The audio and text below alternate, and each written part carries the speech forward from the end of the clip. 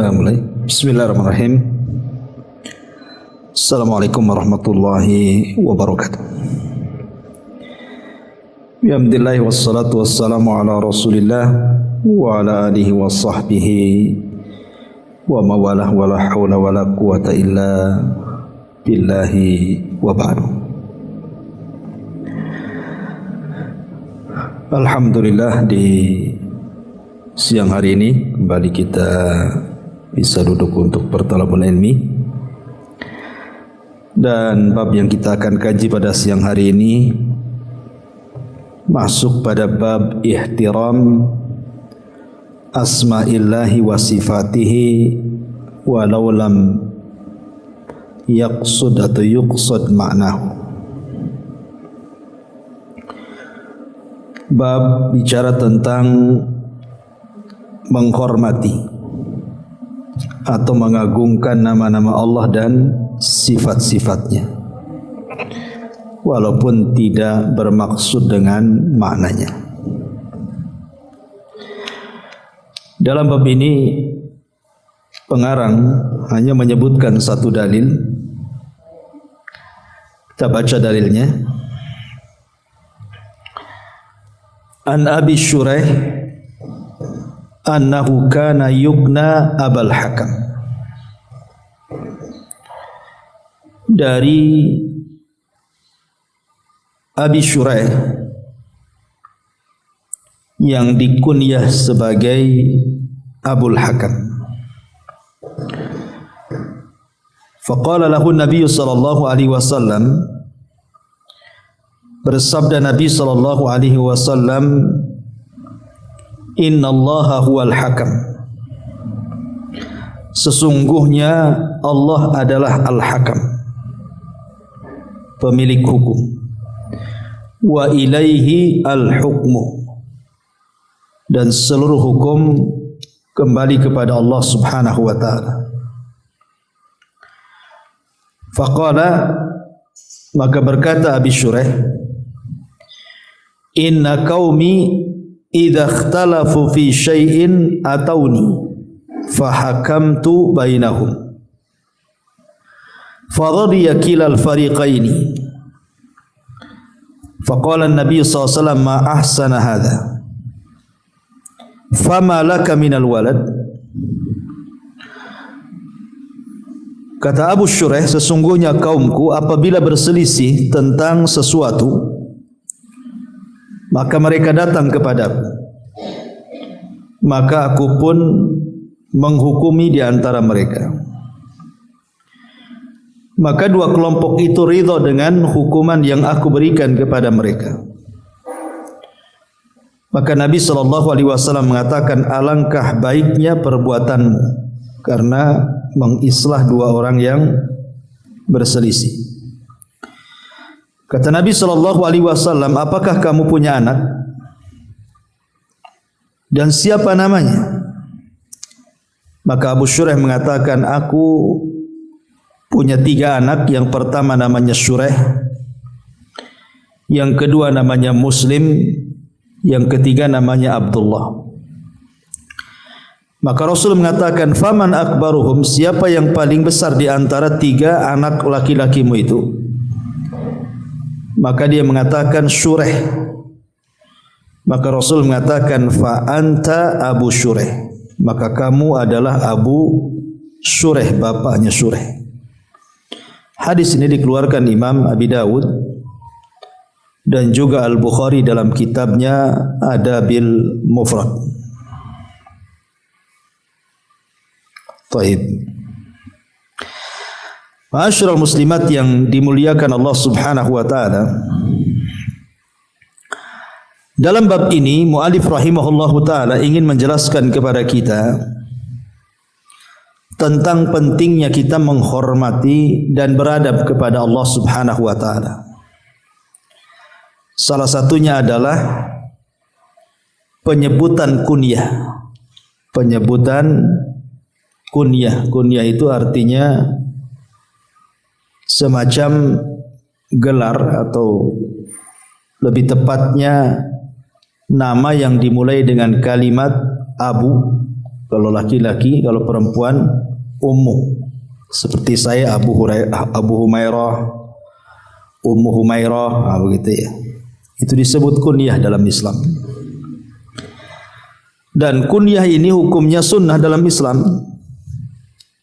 Sebagaimana dikatakan oleh Syekh Nasiruddin Al-Albani rahimahullahu taala bahwa kunyah itu termasuk adab Islam yang tidak dimiliki agama-agama selain daripada Islam. Taib. Apa hubungan hadis ini dengan bab menghormati nama-nama Allah dan sifat-sifatnya? Jadi di zaman itu ada seorang sahabat. Sahabat ini dikenal di kaumnya suka mendamaikan orang. Jadi sahabat ini dikenal di kaumnya suka mendamaikan orang. Jadi kalau ada orang berselisih, maka orang-orang pun datang kepada sahabat ini. Ada yang mengatakan namanya Hani Ibn Kindi, namanya Al-Hani Ibn Kindi. Jadi mereka datang kepada sahabat ini kemudian minta didamaikan. Maka sahabat ini selalu mendamaikan orang yang sedang bertengkar. Dan kebanyakan berhasil mendamaikan. Sehingga manusia menjuluki dia sebagai Abul Hakam. Hakam itu artinya orang yang memberikan keputusan. Jadi dia bercerita kepada Nabi sallallahu alaihi wasallam, Rasul, kaumku tuh di kabilahku, kalau mereka berselisih mesti datang kepadaku. Maka aku berusaha untuk memberikan keputusan kepada mereka yang berselisih, dan kebanyakan orang-orang yang aku damaikan dengan hukum yang kuberikan kepada mereka itu semua ridha dan semua berjalan baik, akhirnya berdamai. Maka Nabi SAW memuji perbuatan ini dan mengatakan, ma ahsana hadza, alangkah baiknya perbuatanmu itu. Karena bagaimanapun mengislah di antara dua orang yang berselisih itu sangat dianjurkan, bahkan termasuk sifat yang baik. Sebagaimana Allah mengatakan, la khaira fi katsirin min najwahum illa man amara bi shadaqatin aw ma'rufin aw islahin bainan nas. Tidaklah kebanyakan ucapan manusia itu terpuji kecuali orang yang mengajak manusia kepada kebaikan, orang yang mengajak manusia kepada sedekah, dan orang yang berusaha mengislah di antara orang yang berselisih. Artinya memang sifat mengislah itu sifat yang baik. Makanya Rasul memuji sahabat ini dan mengatakan, alangkah indahnya perbuatanmu. Masalahnya ketika dia mengatakan bahwa kaumku menyebutku sebagai Abul Hakam. Abu itu bapak gitu ya, Al-Hakam itu pemberi keputusan. Bapak pemberi putusan. Maka Nabi SAW tidak suka orang-orang menyebut kepada sahabat ini walaupun suka mendamaikan orang dengan kata-kata Al-Hakam, Abul Hakam. Makanya Rasul bertanya, kamu punya anak? Dia mengatakan, ya, siapa anakmu? Yang pertama Syureh, yang kedua Muslim, yang ketiga Abdullah. Maka Rasul mengatakan, siapa yang paling besar di antara tiga laki-laki anak laki-lakimu itu? Maka dia mengatakan Syureh. Kalau begitu kamu Abu Syureh. Jangan lagi kau dipanggil dengan Abul Hakam. Kenapa? Karena Rasul mengatakan Al-Hakam itu nama Allah. Innallaha huwal Hakam. Allah itu hakam. Dan hukum kembali kepada Allah Subhanahu wa ta'ala. Jadi kalau seandainya kemudian kita sebut orang itu dengan sebutan Abul Hakam, berarti seolah-olah Hakam itu Allah. Seolah-olah kita mengatakan Abullah, Abu Allah gitu ya. Kan nggak boleh, karena Allah itu tidak punya bapak. Kalau disebut Abu Allah, bapaknya Allah, berarti Allah punya bapak. Sementara Allah itu lam yalid walam yulad. Allah itu tidak beranak dan tidak diperanakan. Makanya dari sini menunjukkan hati-hati seseorang ketika memberikan nama. Sebenarnya kalimat Al-Hakam itu banyak sahabat namanya Al-Hakam, seperti namanya Hakim, Hakam Ibn Al-Harith ataupun Hakim Ibn Hizam dan yang lainnya kan. Tapi Nabi SAW tidak melarang tuh. Tapi kenapa kepada Abu Shuraih Rasul melarang? Tidak boleh orang-orang memanggil sebagai Abul Hakam.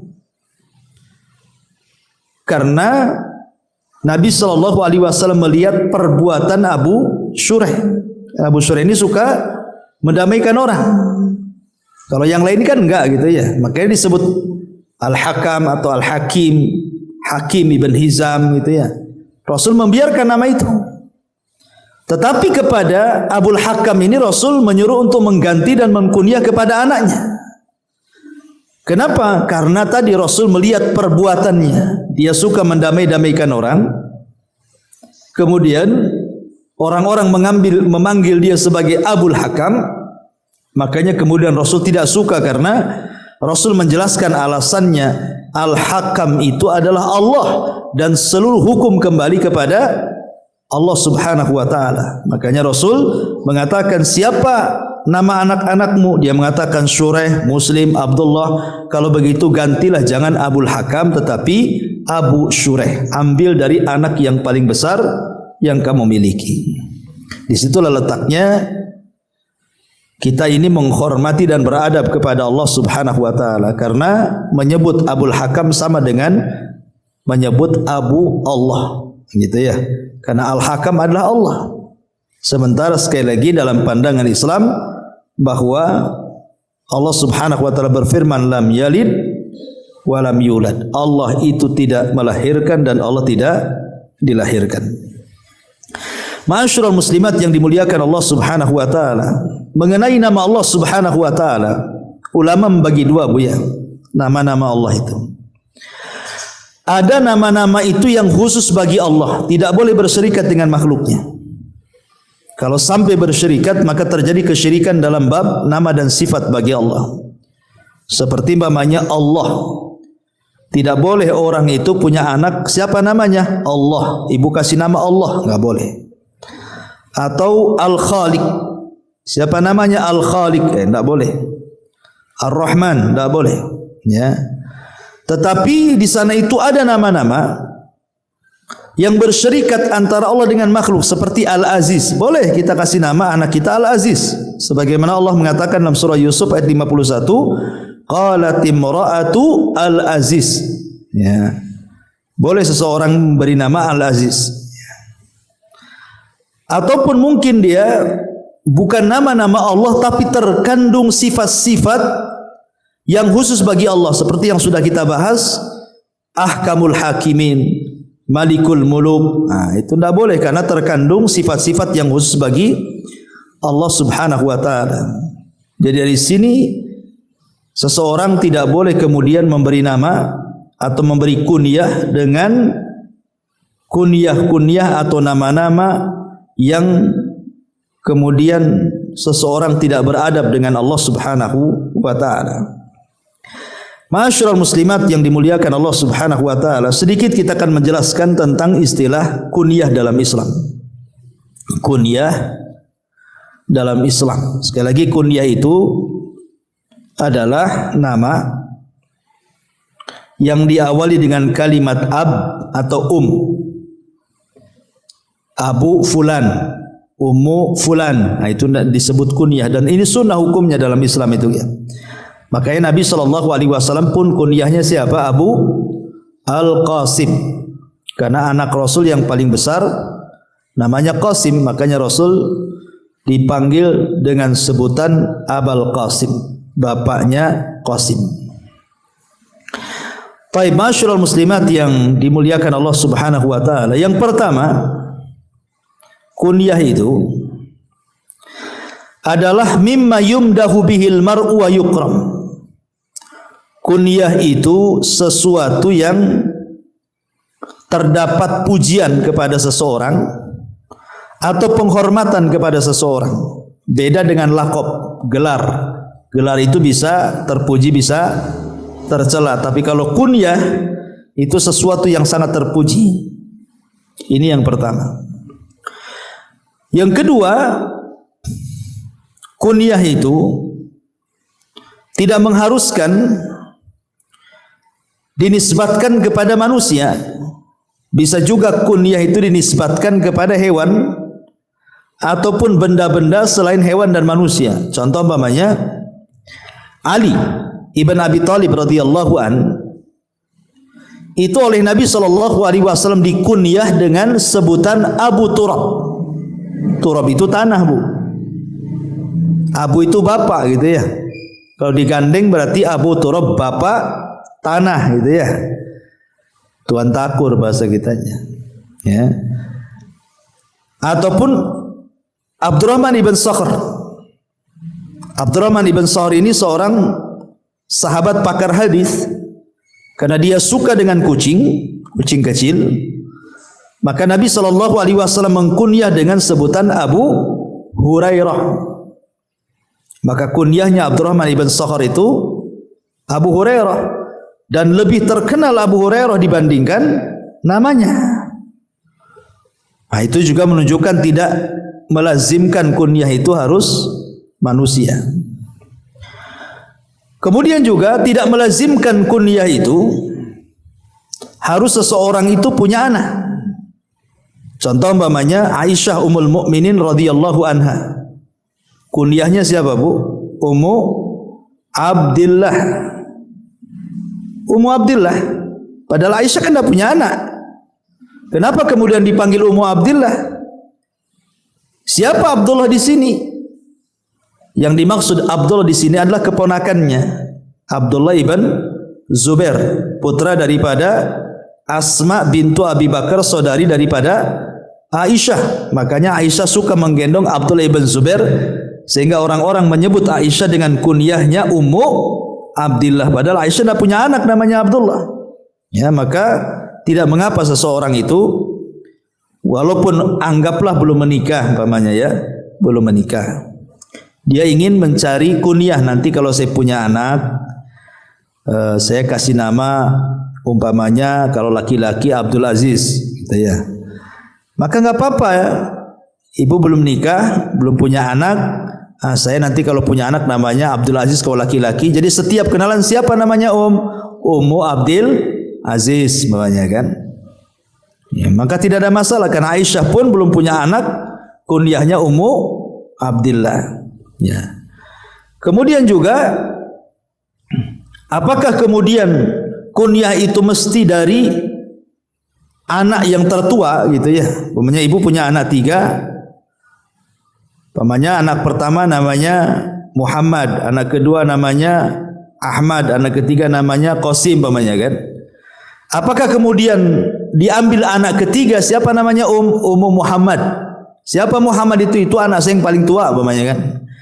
Maka tidak melazimkan walaupun itu yang paling afdal. Yang paling utama memang kunyah itu diambil dari anak yang tertua untuk menghormati anak yang paling tua juga.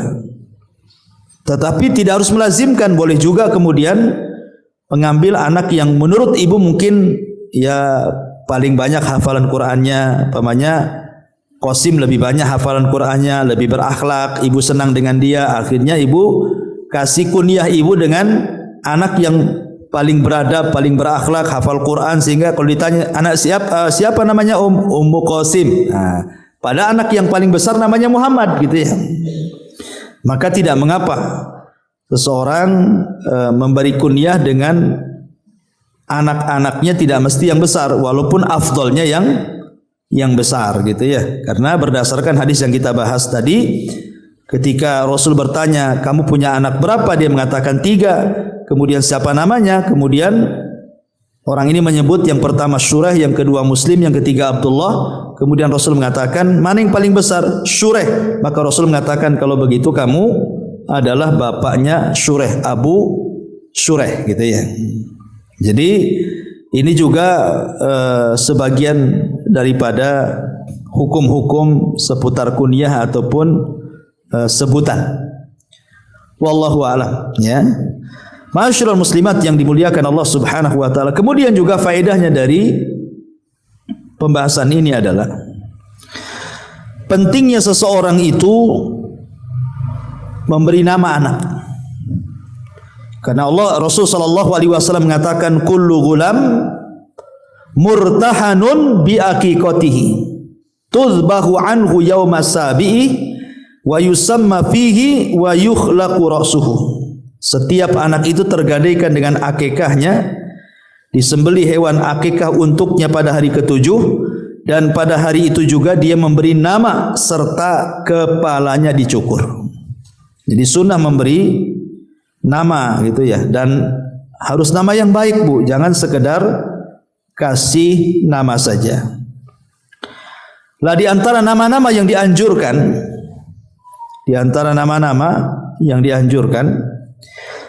adalah hadis yang dikeluarkan Ibnu Umar radhiyallahu an. Nabi sallallahu alaihi wasallam bersabda, "Inna ahabba asma'ikum ila Allah azza wa jal Abdullah wa Abdurrahman." Sesungguhnya nama kalian yang paling baik dan dicintai Allah adalah Abdullah ataupun Abdurrahman. Abdullah ataupun Abdurrahman. Maka ini bagi anak laki-laki, seseorang anak laki-laki dianjurkan mengambil nama-nama Allah Subhanahu wa taala. Abdullah, Abdurrahman gitu ya.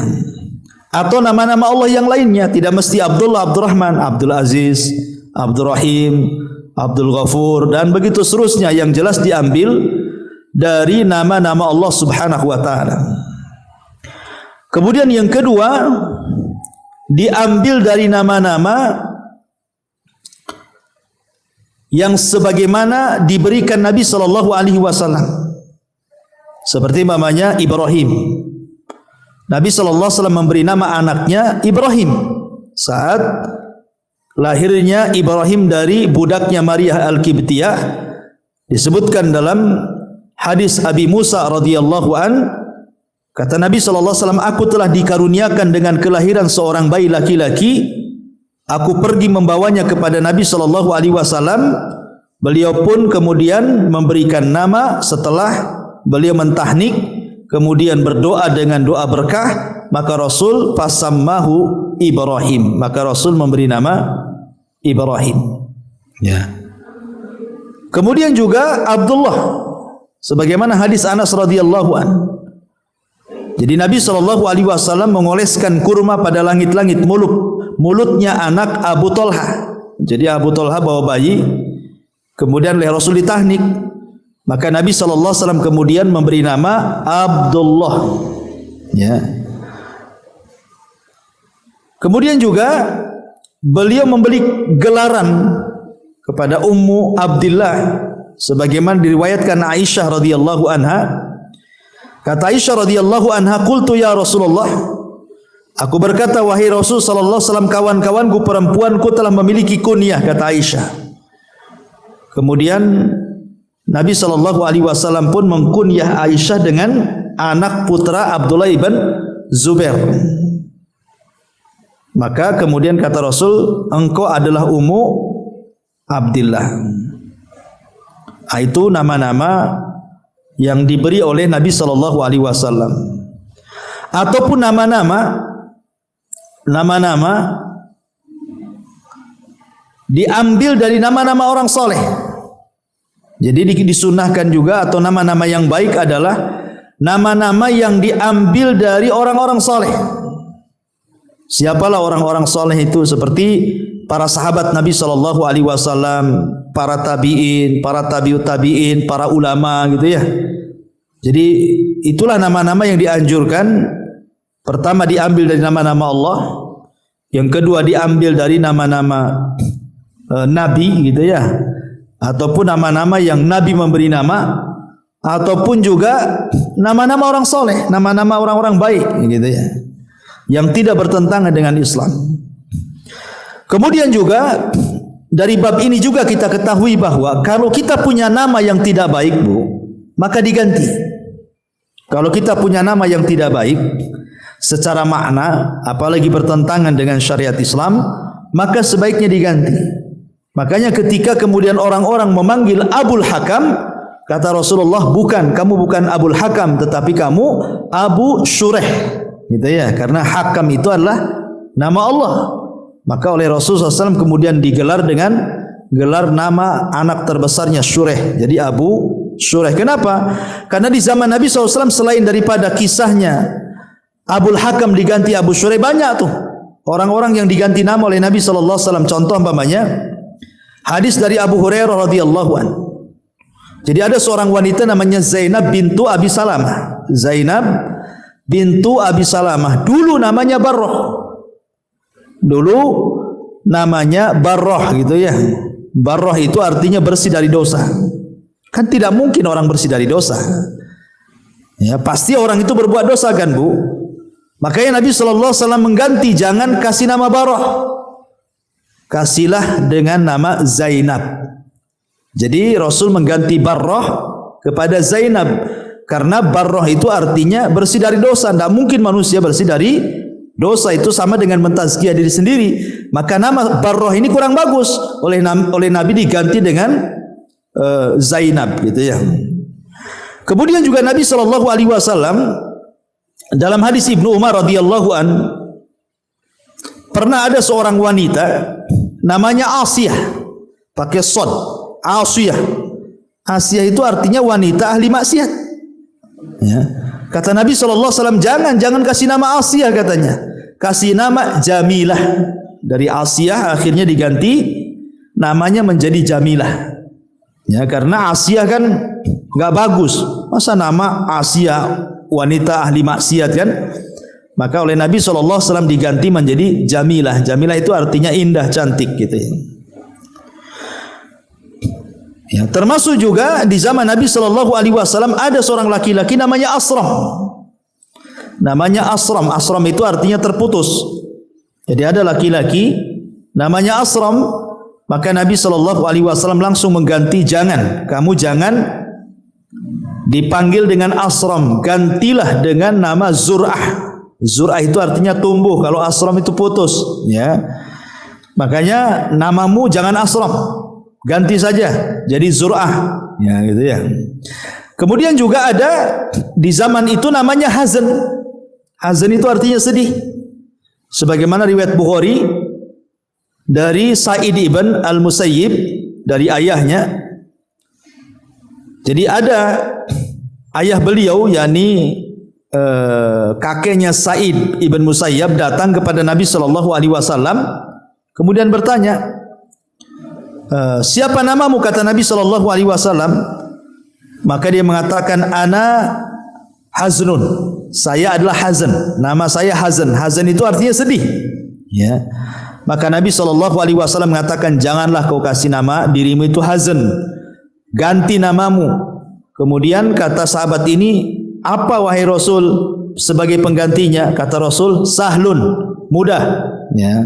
Jangan sedih, ya. Jangan kasih nama Hazan, sedih. Anta Sahlun, engkau itu mudah, katanya. Jadi dari Hazan diganti nama Sahlun. Subhanallah, kata Ibnu Musayyab mengatakan, ketika datuknya diganti nama oleh Rasul dari Hazan menjadi Sahl, famazalati hazunatu fi mabad, katanya tiba-tiba kesedihannya sudah tidak pernah ada lagi, hidupnya senang saja, mudah saja. Lihat Bu, pengaruh nama, ya. Setelah dikasih nama oleh Rasul yang tadinya Hazan sulit terus masalahnya, diganti nama menjadi Sahl, akhirnya mudah semua. Subhanallah, ya. Rupanya nama itu juga mempengaruhi kehidupan. Ataupun di zaman Rasul juga ada namanya Munzir, ya. Fulan ibn Fulan namanya, ya. Jadi siapa namamu? Fulan. Siapa namamu? Fulan, katanya. Maka Nabi SAW bersabda, tetapi namanya sekarang adalah Al-Munzir. Diganti namanya dari Fulan menjadi Al-Munzir.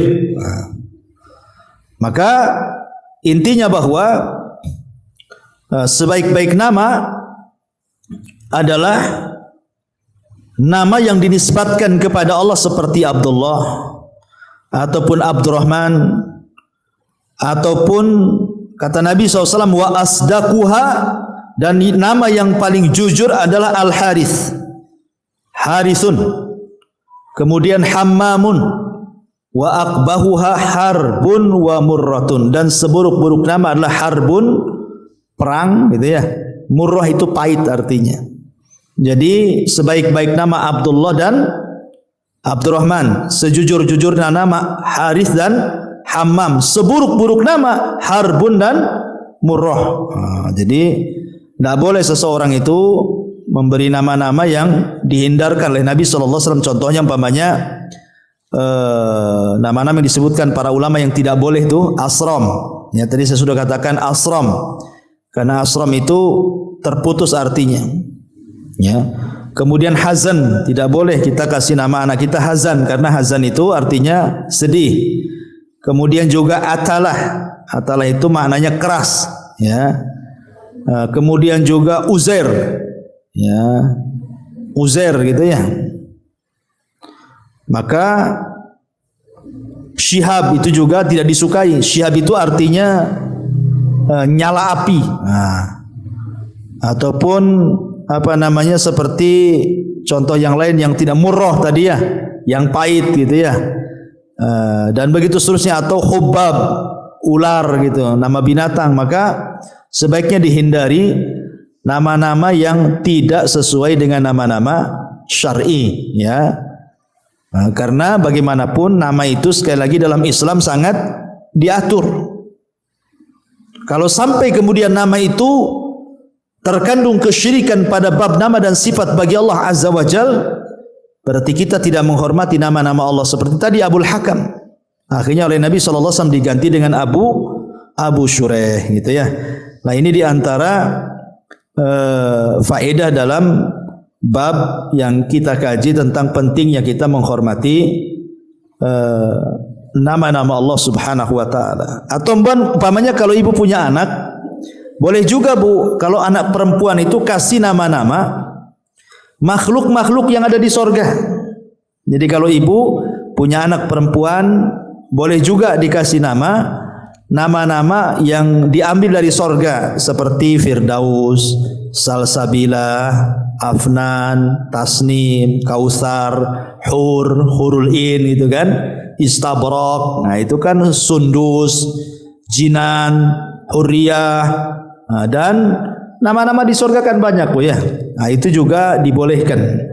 Ya, yang jelas jangan mengambil nama-nama neraka pula. Ya, siapa namanya Khutomah, gitu ya, Wailun, Jahannam, Jahim, Ladha. Itu pun nggak boleh, itu nama-nama neraka tuh ya. Kalau mau ya nama-nama makhluk yang ada di sorga. Wallahu alam Bu, ini diantara faedah tidak banyak keterangan, karena juga bab ini cuma mengambil satu dalil. Baik, sebelum saya tutup, kalau ada yang mau bertanya silakan.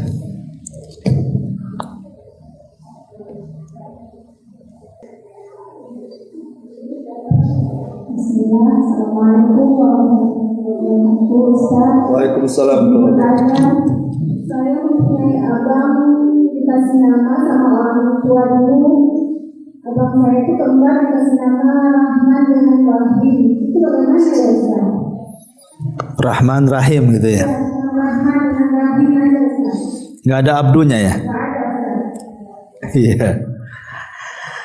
Iya, alhamdulillah. Kalau seandainya ada alif lamnya Bu, Ar-Rahman Ar-Rahim, maka itu tidak boleh. Ya. Kalau pakai alif lam, siapa namanya Ar-Rahman, siapa namanya Ar-Rahim gitu ya.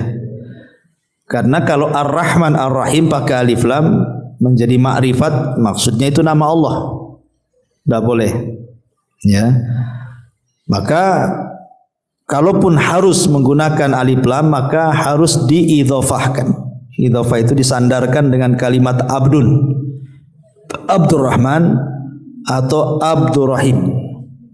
Ya, Abdurrahman, Abdurrahim. Ya, itu yang paling selamat sih.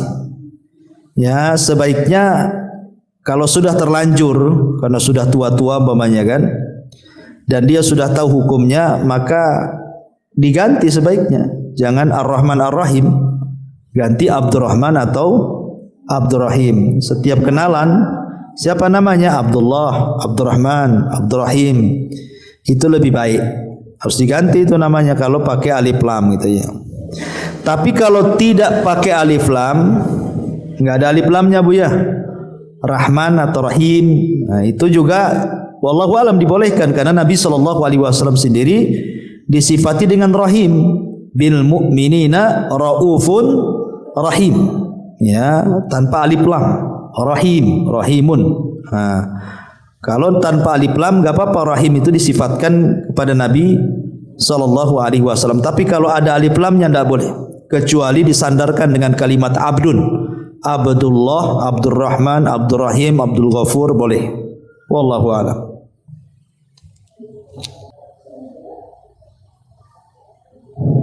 Assalamualaikum warahmatullahi wabarakatuh. Iya, waalaikumsalam. Nama saya kan Robi Habibi. Itu gimana ya Mas? Apa? Robi Habibi. Artinya apa tuh? Robi kan maksudnya kekasih Tuhanku itu gitu Ustaz. Robib. Robbi.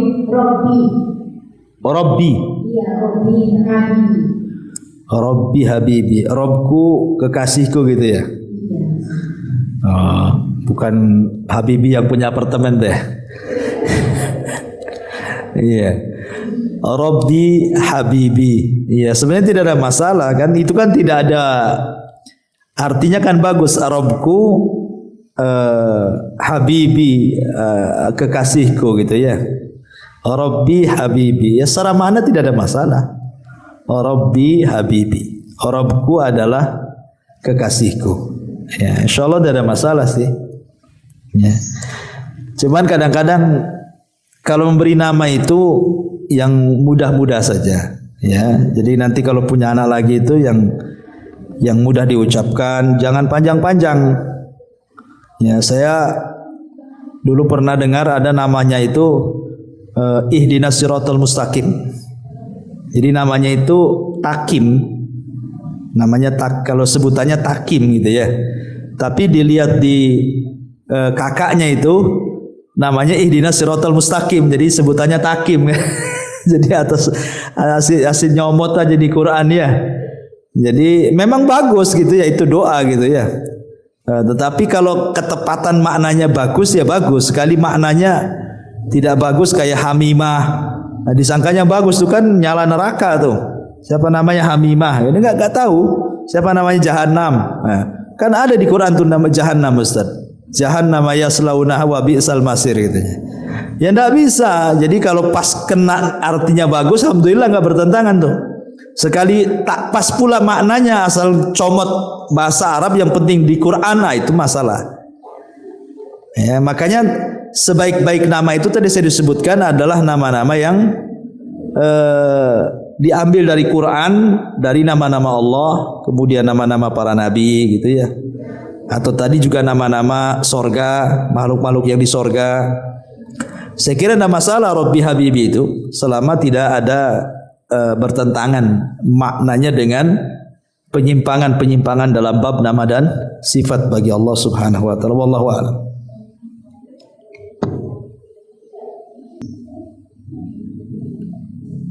Sudah ya? Ya, waalaikumsalam.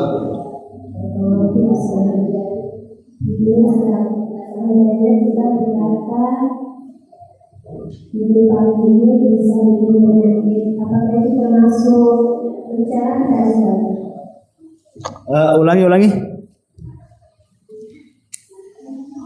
Ulangi pertanyaannya. Jadi Ustaz, apabila kita berkata jangan tidur pagi-pagi nanti bikin penyakit. Apakah jangan tidur pagi-pagi nanti ditimpa?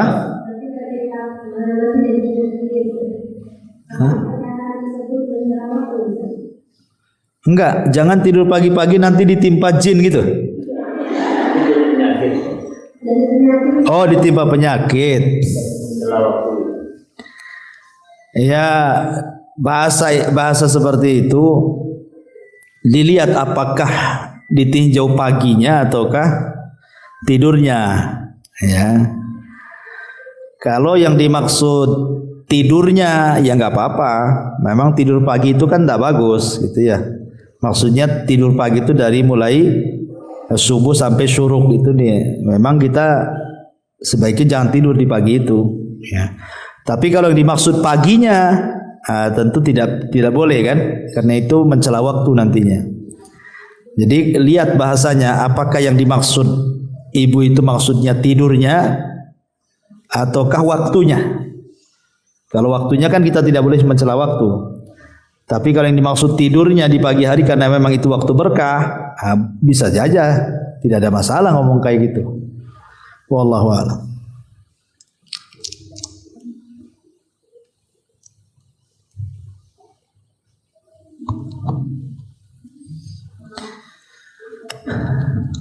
Taib, kalau nggak ada, cukup kita sampai di sini. Subhanakal bihamdika, asyhadu an la ilaha illa anta astaghfiruka wa atubu ilaik. Allah ta'ala. Assalamualaikum warahmatullahi